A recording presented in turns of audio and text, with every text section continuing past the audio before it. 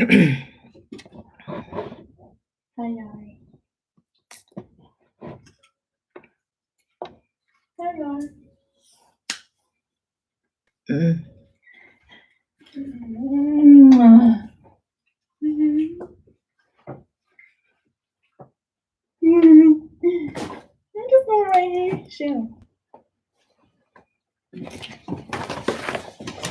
back for a second. Hi, sister. Good to see you. See, just want to make sure the lighting and I'm all glittered up. Hey, niece. Hi, little Camille.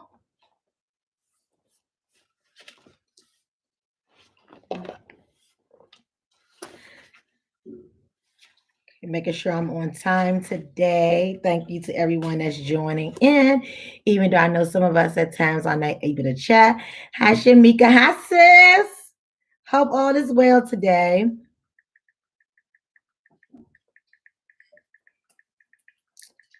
Okay, we're just waiting for another minute for those to join on.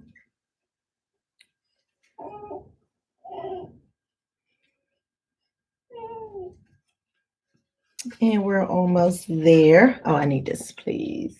Thank you so much. Hey, son. Okay. Let me get that out the notes. Okay.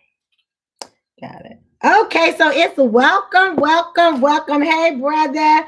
I hope the internet is working. Don't come on here starting no stuff. So, first disclosure for today is before we welcome my guest for today. I first wanted to say to my son, say, Mom, you can't wear that to tea time. You wore that last week. Thank you so much, Samante, for looking out. But I did not wear this last week. I wore the one last week that had more of lighter colors. But thank you very much because I've tried hard not to repeat anything that I wear because I haven't been on the air yet a year. So don't you go looking back through all my shows just to see what I had on. You look back through my shows to get the message. Hey, sister. So before I welcome my guest speaker, thank you all so much for joining me for tea time today. It was a little chilly this morning, but it turned out really well. It's a really nice day outside. So I just have a question for you all while we're waiting for some more people to join in. How many of you all make spaghetti? Because when I was coming up, I knew to make it from the can. The Franco America. I love that spaghetti. I don't care about no homemade spaghetti. But how many people on here right now, raise your hand if you make the spaghetti? Because I have a question for you. I'm talking about the spaghettis with the spaghetti in the box. I'm talking about the hamburger, the extra sausage. I'm talking about the cut up peppers. I'm talking about the real good sauce, marinated. Who on here makes spaghetti? Because if somebody on here makes spaghetti, I need y'all to help me with something. And see, Sherelle and Tasha, I see y'all laughing, but I need to know who makes spaghetti because I need something from you all if you make spaghetti. Now, Chucky, you used to love it and make it, so I don't know why you ain't admit to making spaghetti yet. What about my sisters? Is there anybody on here who makes spaghetti? Because I just got one question. Come on, don't be scared. Let me know. Do you make spaghetti? I just got a question for you. If you make spaghetti. Okay, okay, I do. But Sister Latasha makes the best. Okay, the best cornbread. Okay, so we'll get the cornbread soon with them Thanksgiving meal. Okay, sister. So tell me this. I've been making spaghetti. Oh yeah, you great at it. Okay. I've been making spaghetti. I ain't talking about the canned spaghetti. I've been making grown women spaghetti for about, I would say about 20 years now. But the issue I have with spaghetti, and I need somebody to really help me out because I made some today for Samante. And I said, I'm going to talk to my tea time is about this today. How do y'all break y'all spaghetti? Yes, but sister makes the Tell me, how do y'all break y'all spaghetti without making it pop all over the stove? That's the issue with me with spaghetti. How do you, I even tried one time to leave it in a box and break it a little bit in the box, and it always managed, hey sister, it always managed to end up maybe one or two little pieces will end up in the pot with the hamburger. Use a top. Okay. So do you all break it? Because what I did today was Hey, baby daddy, what I did today was I actually left most of them whole. It got on my nerve. But I did make sure they went down all the way in the water. Okay, you have to twist it, not snap. Oh, sister, you have to twist it, not. I'ma try that. Okay, you have to twist it, not snap it. Okay. Because I was like, I've been doing this 20 years now, and the reason why we do anything in life is for perfection. So with it going on and on and on, and it's still not perfecting with getting this spaghetti in this pot without it popping all over the floor, the back of the stove. It's more work cleaning it up than making it. So with that being said, thank you so much for getting it down the water. Somebody said use a top. So said make sure you twist it instead of snap it. Okay, so that's what I'll be doing. And when I do it again, I'm gonna let you all know because maybe I'll have a better experience with this because this has truly been challenging. So I had Yari today, and Yanni put some little sweatsuit on Yari with all this glitter over it. I don't know what was going on with that. Hey, Donald. And here I am. Look at this piece of glitter all on my chin. And now let's see it too. It's Wednesday. It's also Grandma Day. It's the day that I'm off, and it's Grandma Day. And she just okay. Okay, so now you see, okay, that's just one C. Okay, now going back, because we don't want Kiki to be like, there go Kitty and all them kids. This is my own business in here, Kiki. Private business right here. So 2 weeks ago, we talked to two teens in the DMV. Auntie girl, look, okay, so tonight we're gonna need you to get Nala because she seems to be turned up a little bit. Her snack must have been excited that I got her. And then we came back the week after that and we talked about everybody say hi. Nala, say hi to everyone. Say hello. Hello, everyone. Okay, thank you, sweetie. And then we talked to the parents. So we did teens and we did older adults. But today I want to welcome my daughter, attorney Dayon Harris. She's going to be joining me today.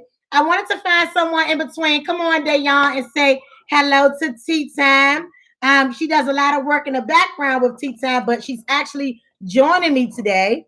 So I'm going to give those two, aside from knowing that she's just my daughter, I'm going to give a little background on Dayon as I do with all of my guests. It's very important that I chose her today because she has not reached 30 yet. But not as much as her being in between, but the experience that she has had. Okay, so I'm just going to talk about a little things about Dayon Harris. As you know, Dayon Harris was born in Washington, D.C.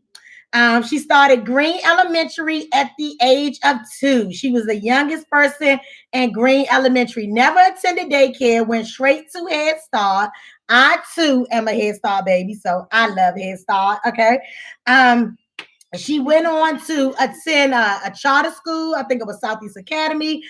She then later went to Robert Brent, which was a magnet museum school. And I think it's one of the best in DC. So if you in DC and you ever do the lottery, put your child in Robert Brent on Capitol Hill. You will not regret it. So much exposure.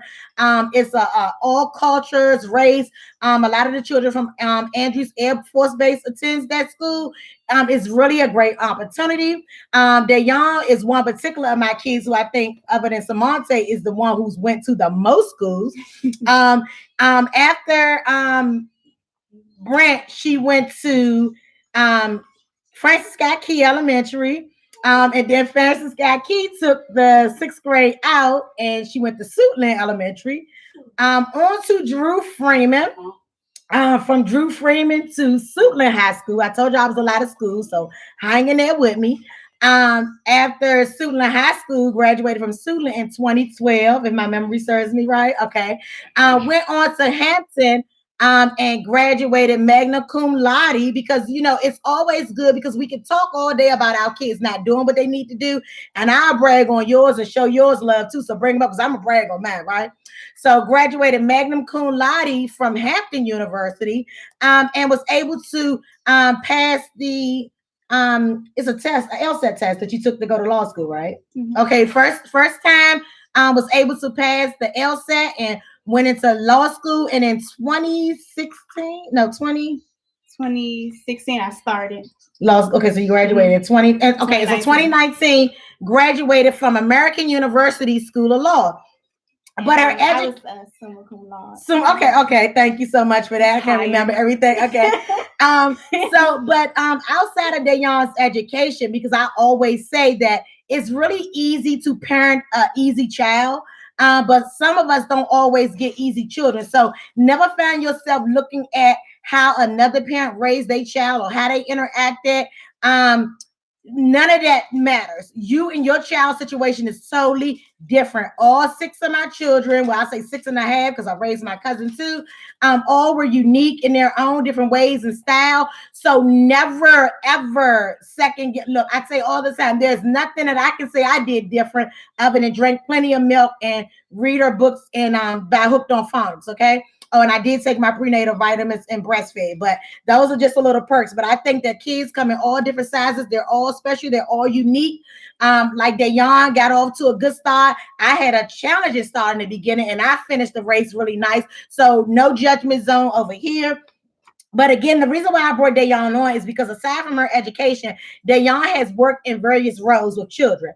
Dayon has been a family caregiver to several Caucasian families throughout her college years. Dayon was certified as a foster parent. Dayon worked with DHS FSA, which is the sister to my agency, working with youth. And Dayon also worked with the juvenile justice system. So that's one of the reasons why I brought her on here, because her experience with the juvenile justice system, I want her to talk a little bit about her experience because she worked in, Dayon is 26. And she would have worked with the juvenile justice system, I think about 4 or 5 years ago. So that would have made you about 20, 21.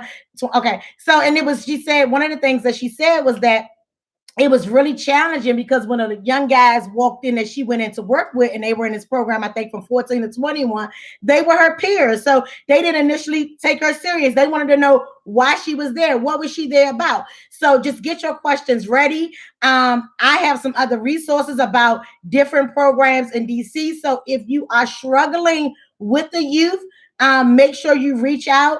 I actually tapped into some services in Maryland about 2 years ago with my daughter.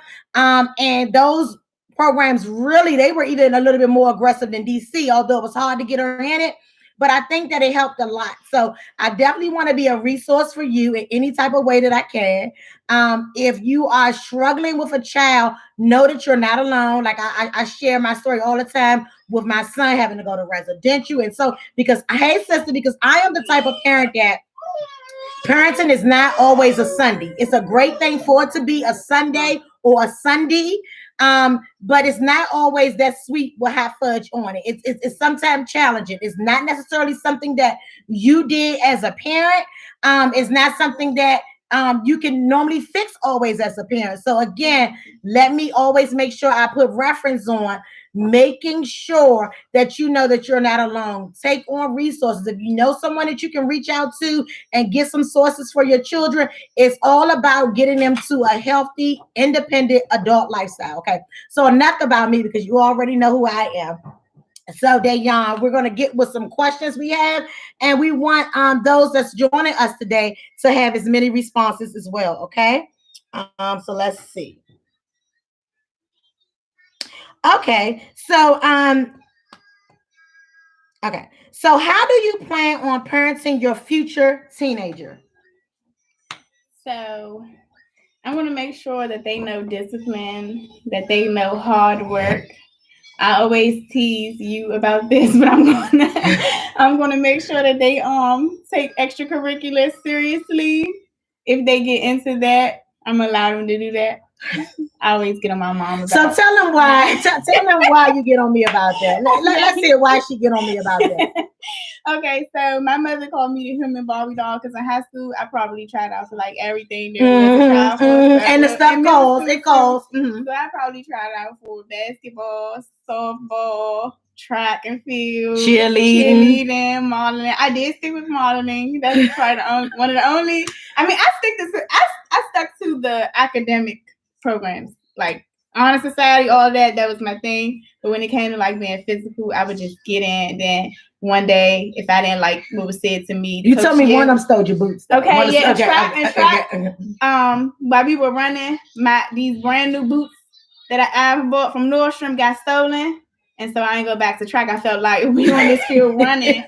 Why is nobody watching our belongings?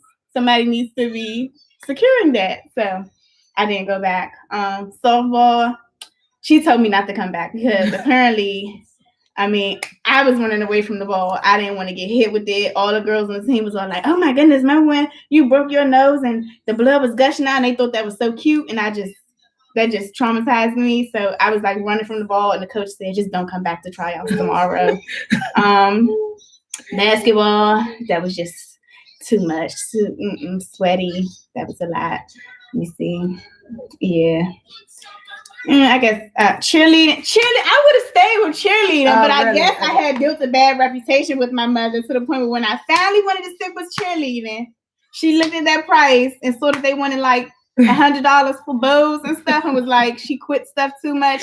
But I would have stuck with cheerleading. I would have stuck with it. I still don't believe it, but I stuck with all of my academics. I don't believe her. Okay. I stuck with anything that had to do with books. And yeah, but parents on my team, just being very open and making sure that they know that they're their own person, making sure that they know that they can come and talk to me about anything the same way it was with my mother, being very honest with them as best as I can. Because I don't believe in always being 100% honest with anybody in the world. That's just any relationship. We all, your child does not need to know. Yeah, your child doesn't need to know every single thing about you. It's okay to have your own privacy, but for the most part, I've been as honest as I can, reasonably with my child. Okay, so let's talk about your experience. And like I said, that you worked at a daycare on Capitol Hill, and you also did a family caregiver for a family. So what I would like to hear more about, Raven, I know this is so what I would like to hear more about is when you did your daycare experience and when you did your family caregiver experience, you work with a lot of Caucasian children. What are some of the things that you see with being a new mom, as well as seeing your mom raise your siblings or other people raise their children? What are some things that you notice that's a little different about the way we raise our children, being African Americans, as opposed to how Caucasian folks or persons of other nationalities raise their children? There were definitely cultural differences. Like I know one thing, and I always try to tell myself I do want to commit to not giving Yari a lot of screen time, because people would always say in our culture, screen time is like a big thing. Like it's applauded. Like when people see a child working the iPad, they'll say things like, oh my goodness, they're going to be typing soon. They're doing this and that. But a lot of the Caucasian children that I work with don't get a lot of screen time, and they're very intelligent still. And it's not saying that Black kids who get a lot of screen time are not intelligent. I'm just saying it's one of those differences. It's kind of like people comparing how children turn out who were pop versus how children who weren't pop, no corporal punishment turned out. Like it's kind of like the same. Like they, are doing just as well academically as those kids who don't necessarily use an iPad or computer or phone every day. So just seeing that, definitely finances. And I want to make sure I point out that I'm not saying every single African American family is this way or every Caucasian family is that way. It's just typically what I normally occur, like generally, like right. And and one thing African Americans have to do is we have to understand that we're different, and just as well as right, and different does not mean bad. It just means different. Because just as much as we study them, Tangie, it's very important. Just as much as they study us, it's very important that we study them. I've always studied them. I've been able with anything, take the good and the bad, the difference with how we raise our kids. So like I said, I feel like you can get good traits from anyone. Okay. Definitely patience and with the financial piece, because I used to joke with my mom and I would be like, one of my parents came in and they were so excited about the birthday party that they were planning their child. Now, when you hear a Black person say that, what are you thinking? You're thinking, okay, if this is the first, second, third birthday party, it's going to be the room rented out. Okay, we need to hire this bomb person to do the cake. We need to hire this clown. What is going to be the entertainment? Are we going to have a DJ? And that's what we get excited about. Here's what this dad was the most excited about. The children and the other parents in the neighborhood were going to get up early, go to the park, and get the parents were going to have donuts. They didn't mention any food for the kids. They were going to have donut and coffee for the parents, and it was just going to rock Elizabeth's world that she was going to get a bike. So the party was public playground, coffee or donuts for the parents, and Elizabeth's getting the bike, and that's her big birthday gift. And that was just the highlight of the week that the family could not stop talking about. Okay, so since Dayon, since Dayon can't say it legally, I'm going to say it for y'all. So first of all, Pookie, whenever you're ready, come on, baby. But let me just say this. Those persons, and like I've gotten and had a conversation with a Caucasian woman who did not allow her child to wear tennis shoes until about 10 months old. And by 10 months, our babies that had all the Jordans. But here's the flip side to this. That's very important. 9 times out of 10, they are more financially able to pay for their children college education than African Americans. And this is not to ruffle your feathers a little bit. So let's think about that. While our child got the earrings with their name in it, and they got the Jordans on, and they got this big $1,000 birthday party. And by the time it's time to go to college, we catch an attitude with our children 9 times out of 10 and tell them that's your responsibility. You want to go, you go get. Stop it, parents. I just wanted to point that out right then and right there now. If you don't have anything, life insurance on your children, if you don't have any savings for your children, especially for college, and any health insurance, cancel that birthday party and put that money in the bank. Let it grow interest. Even when they do get of college age, it's only enough to buy a book. Know that you have done something to help your child get to that next level, okay? Dayon, did you have anything else you wanted to say about that with the culture before I move on to the next question? What was I about to say? And patience. Just looking at things that like are very important, being present.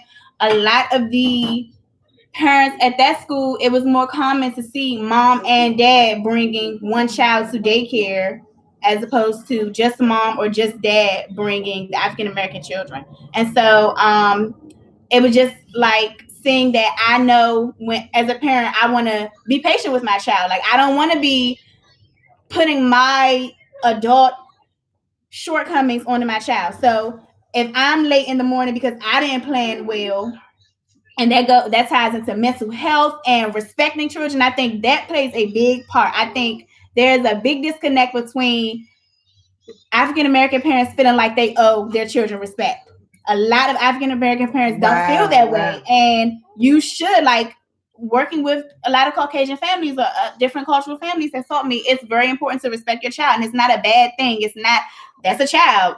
Like, what is a child's place? Like, why, as a human being alone, why is it not enough to respect your child? I mean, well, why do you feel like your child is not entitled to respect from you just because of the age difference? Like, you know, they're just getting accustomed to getting up, getting ready in the morning. So if you're late for work or something, like, now all of that aggression is tied onto your child, as opposed to when those families will come in with both mom and dad and they leisurely walk, like the child can just stop, take 5 minutes, pick up a leaf, tell you all about the colors of the leaf and the trees, as opposed to, come on, I'm late, hurry up. I don't care if you're crying. I don't care if you know, like, your child is getting dropped off at school. They're going to miss you for the remainder of the day. They'll probably be here till 6 o'clock. Like, be patient with them.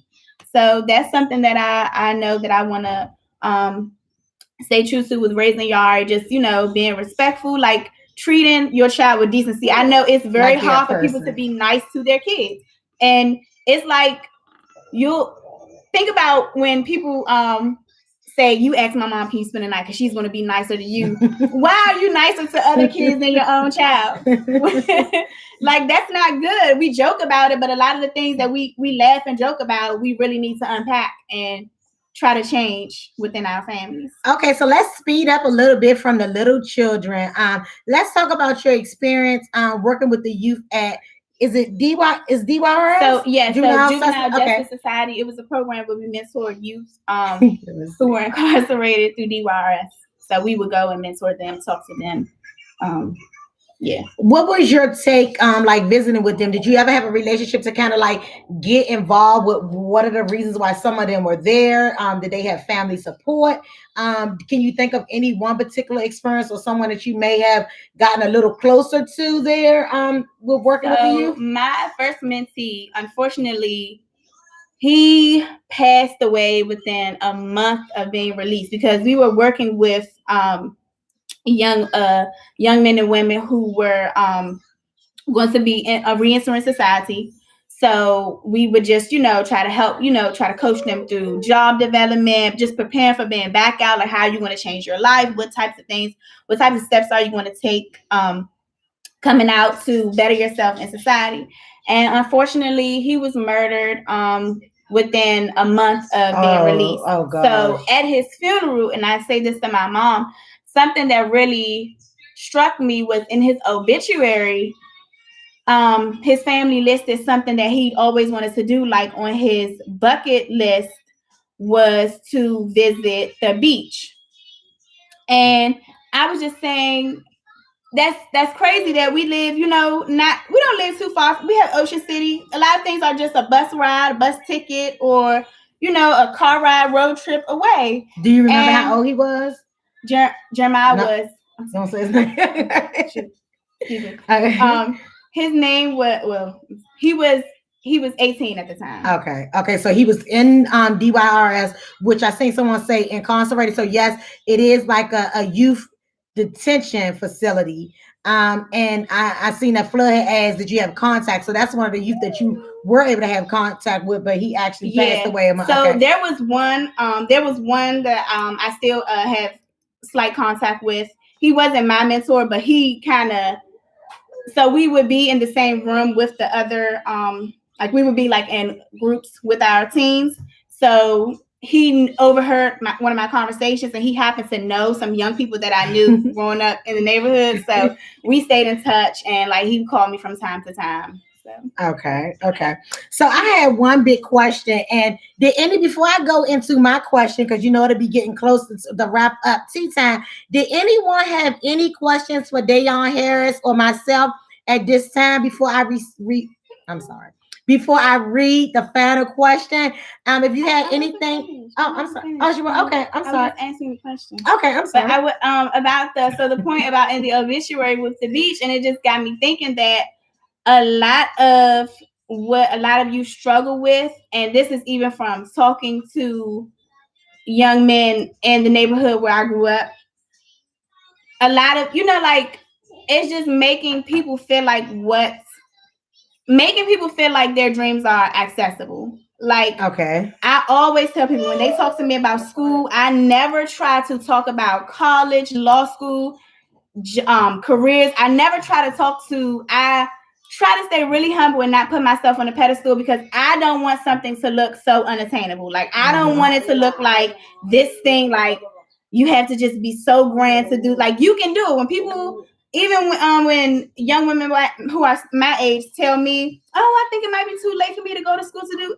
There were so many people who were twice my age in both Hampton and American University for law school. Like, you can still do it. I want people to look at things like, I can do this. Like, it's normal. Like, it may take work. It may be a challenge, but it's attainable. If you're a cashier at Safeway, sometimes the person in your line is a challenge. So you can get through anything. So yeah, that's what stood out to me. Hearing that's something that she wanted to do, and a lot of people don't think things are accessible just because some people don't introduce that to people. Right. Like, take them somewhere. Go let them see the world. Go to a museum. So many kids who live in DC have never been to visit the White House or any of the national museums down on the mall. Like, go explore, and you have to introduce people to things. Introduce your kids to things. I am a big fan of introducing your children to things. If you are living in the District of Columbia, your child should know how to ride the site mobile. Sometimes to take them on, we're to take us all to the Army. What is that? The big tour bus. Like, we did all those types of things coming up. When I didn't have a car, we always went to the zoo. So parents, get your children out. You have buses that will take you to Ocean City and Atlanta City for a day. I paid as less as $23 at one point. Get on a bus with your kids. They have buses that take you to New York City. Do stuff with your children. And I think that's one of the important things that we don't do with our teenagers. We don't enjoy our teenagers as much as we enjoy our little children. So we go from liking kids that's young and we don't really have a connection with them until they're an adult. Connect with your children, parent. These are your children. When they're breaking in somebody's house, when they're stealing somebody's car, they're going to question you. Ask yourself, hey, what did I not do with my child? If you didn't do it with your grandkids. Let's make our children great. Let's rebuild our African American community. And you see people come on the news and on shows, and they talk about all the ways that we're going to rebuild. We cannot rebuild a community if we don't first rebuild our home. These children came from somebody's home, grandma's home, mom's home, dad's home, a foster home, a group home. They came from something that has home on it. So when you have these children, get involved in their life, do something with them. I don't know if it's still going on now, but I'll check on it for you and get back with you. Rivertown had $5 movies on Tuesday. Me and my kids went there faithfully on Tuesdays. And you know, with me, with having 6 kids, it was nothing cheap. You know, I've been paying on it for the next couple of the past couple of months that me and my kids will be going to Puerto Rico. Every last Marlow one Heights of them. is always Marlow Heights, right? My children, my grandkids, we're all jumping on a plane and we're going to Puerto Rico in another week or two. So things are attainable, and I definitely like that being said. Things are attainable, but the thing that we have to do is, as much as we love our spouse, our husband, our wife, our boyfriend, our girlfriend, as much as we love those persons and instill it into our jobs, in our careers, and our education, we have to put something in our valuable possession, and that's our children. And I have done this as a young mom, a very, very young mom. And even we have to put something in our valuable possession, and that's our children. And I have done this as a young mom, a very, very young mom. And even to this day, put some value in your children. It's very important. Oh, you can rent the whole theater. Okay, for a birthday party. So this is the last question. So if you know me, or if you know Dayon, most people think that we're really close. I like to think that I'm close to all my children, but it is something different with a daughter. So I'm going to read this question here and see if Dayon can answer it, and then you all can chime in before we wrap up tea time as well. People have always commented on how close me and my daughter have been. What do you think makes a good relationship between teens and children with their parents? So we didn't get into the whole trust piece because we'll be having to wrap it up, and we'll have to say that for another segment. But what do you think? Because I had my view as an adult. My viewers have their view. But what do you think is the glue to making children and their parents have a good long-term relationship? Now, I'm not talking about when you took them to Chuck E. Cheese at 7. Love it, Tangie, trust. I'm not talking about when you got them ready for the prom. I'm talking about to be able to carry on with my son and daughter are adults now. Pookie's in 30s, Dayon's 26, and they have yet to leave my side. I mean, just a few years ago, before Nala was born, me and Pookie and all us went to ice capades. So at this point, Pookie about 28, and he had ice capades with his mother. And then you get some children that don't want to be bothered with their parents at all. I have not experienced that. Even when Sanaya and Samantha could call me everything but Jesus itself, I have never experienced a disconnect with my children. I be having to curse my boys out with them to go with me. Boys are a little different. Pookie was a little that too. Okay, but we want to know, how do we fix that? Because all the time they may not have a behavior, but they may not have a connection. Communication, no matter how tough. I remember grandma's house, we was at most Sundays, Sunday dinner. So I'm going to let Dayon, while you all have a chance to throw the rest of your responses in. But Dayon, what do you think is the glue that keeps a parent and a child connected? What is the glue? I agree with Tangie said trust. That's my number one. My number one is trust. Definitely trust, unconditional love, and openness and dedication to your child, and commitment to being that child's parent no matter what. So I say trust because a lot of the reason that I was able to be such a good child was not perfect. I was not perfect at all, but I trusted my mom. Like, she was like my best friend. Like, I didn't have a distrust with her, and maybe that's because I didn't feel like she was a hypocrite. A lot of the things she wanted me to do, I felt like she did it. And even if she never did it, I knew the reason she wanted me to do it was to become better than her. So that's like having that in the back of my mind I was willing to, like, we were road dogs. Like, it was it wasn't a hard choice to make when it came to doing the right thing. Like, I trusted my mom. There was times where, and I guess you would call me like the cornball. I guess you would call me like a cornball, where my cousins and they'd be like, oh, we told our mom we going here, but this is really where we're going. I'd be like, okay, and I will not snitch on y'all to your parents, but let me call my mother, because if somebody kidnaps us, somebody need to know where I am. I don't know about y'all and what y'all got going on over there, but hey, we going around, we going on the south side, and there's gonna be boys there. Like, I was just, that was our relationship. I was open because I felt like she's not going to come down the street trying to beat me in the middle of the street. She's going to come get me if I get into some trouble. So, and even if she did have to beat me, it could have been, maybe. Okay, Sherelle, I like that trust and communication. Yeah, and unconditional love. And sometimes, and Trail, with situations like that, you have to go to them. I've learned, like, now you got to meet, because sometimes things that my siblings now are into, and like, I remind myself, like, oh, maybe like people couldn't understand what we were doing. Like, when we went through certain trends or fads, like when everybody would shave their head bald like Amber Rose, or like now when I look at my sisters and I'll be like, girl, that's goofy. Like, why you want to do that? And like, why are you doing this? Like, But I think, oh, that's the same way when I wanted that red hair when I was, like the not the nice burgundy red, but like the Bama red. Like, you would look at it now and be like, oh my gosh, for real? Like, that nappy pink pack braid hair. Like, but if you, as a child, it's like, okay, you want those things. So it's meeting them where they are in their young people stage. So if you never want to come to eat with me or this place, you don't like the restaurants I pick. What do you do every day? One day, okay, you want to the basketball court? Let me go watch you play basketball. Oh, I like that. Okay. So enter their world, make them shine a little bit. Make them come what you doing here, Mom. Enter their world, because that's another thing that's so important. And I'm going to make sure I'm going to make sure I keep a mental note of this with y'all. Let your kids be their own person. No matter what, they still have to be their own person. It's a lot of pressure, even if it's good intentions.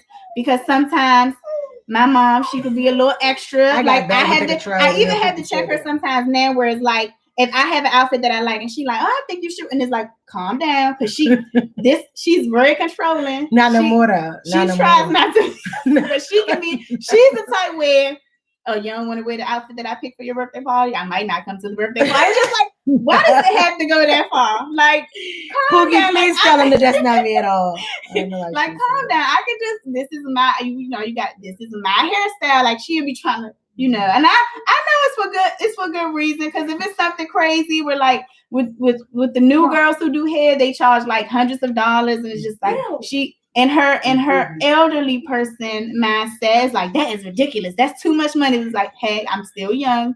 I still have a little bit of up my money energy. So let me just enjoy it while I'm young. Okay. But yeah, so it's just entering their world and letting them be their own person, and just knowing that there's unconditional love. Just like my mom said on one of the last episodes, she made it clear to us that no matter what, and I think that, to reverse back on the teens, if there are any teens listening to, take accountability. You can't have it both ways sometimes. So if you're in a situation where it's like, if you find yourself in a bad situation, you feel like you can't tell anybody, don't make it worse by trying to fix it, because you feel like you're trying to escape the consequences so much to the point where you done went down a rabbit hole. Like, imagine being like, and this is extreme, but it's like an example that's used in movies. Like, if you're pregnant and you're out here trying to go through, I wouldn't even say pregnant, or if you're having sex and you're out here talking to your best friend's mom about it, or you might have caught a disease and now you don't know how to handle it, so you're dealing with some, STD, and you're going through pain, you're trying to figure out why not tell you at that point? Like, you're just letting the situation get worse. Like, sometimes you do have to, it is what it is. Like, sometimes there's no getting around consequences. It's okay. And I like that, Tangie. Like, tell your kids, tell your kid, I tell my kids, if you tell me the truth, I got your back. And that's right. Like, and so important. And I feel like that's so important even now, and like in the professional world, and it's all about integrity is so important. as a child and as an adult. Like you can't have it easy all the time. So sometimes there are going to be consequences for the choices you make. You get through it. You keep pushing. We're going to still love them and love on them. You'll still be loved unconditionally. And that's how, that's the recipe. So Dayon has definitely took us well over a pot of tea. I almost finished a second cup. She didn't made it tea time with Dayon. She didn't take my cues or nothing. But I will say this, that I appreciate you all so much. I think parents is the greatest asset. Hold on, help me get it out. What? I think they think that parents is the great value to the world and to their children, first and foremost.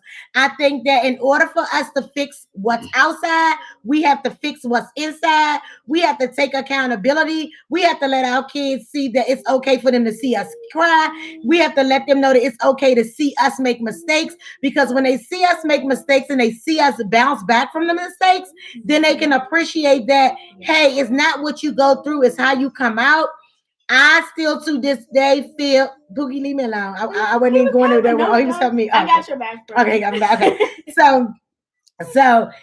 That's very important. No matter how many times my kids mess up, I'm going to be there for them. I'm going to be their loan officer. I'm going to be their police officer. I'm going to be their attorney, because even an attorney needs an attorney. So just love on your children. They go through a lot. You never know. I tell people all the time, imagine your mom leaving your dad or your dad leaving your mom. There's all types of family dynamics, and they replace your mom or dad with somebody as worse as they were. So meaning that if your mom leaves your dad because she says she broke, but then she go down the street by the laundromat and pick the guy up that's broker than your dad, how do you think your child is feeling inside? Because although my dad was broke, he was my dad. So now that's the boy down the street, father, that you done brought in our house, and it's making me feel a certain kind of way. So we have to really think about, and as much as we want our kids to give an account, we too have to give an account for our actions. We definitely have to ask God and sometimes even our children for forgiveness. And we're going to talk about that a little bit more when we go into the forgiveness, probably into the new year. But we have to think about that. What is it that my child seen in me that could play a part because of who they are today? Okay. So again, that's all we have for tea. We didn't talk two courts away, but it's all in love. Next week we will be talking about it's something with a ball. So I forgot the topic, but it's dealing with the oh gosh, I can't get it out. But we'll be talking about bosses, and then we'll be going into co-workers, when we got those horrible co-workers, when we got those horrible bosses, and you all could just share with us on Tea Time what would make you better as an employee, what would make you better as a boss, or a supervisor or a manager. We need to know these things, and we need to hear these things, because I'm telling you, if you all are anything close to me, we think we got it all laid out by ourselves, but we need to hear from others, and we need to hear in a gentle way. So again, that's all for now. Thank you so much for sipping with a sister. And we'll be glad to see you next week. Oh, Yanni. Okay. I said sipping with a sister and a niece. Have a good evening.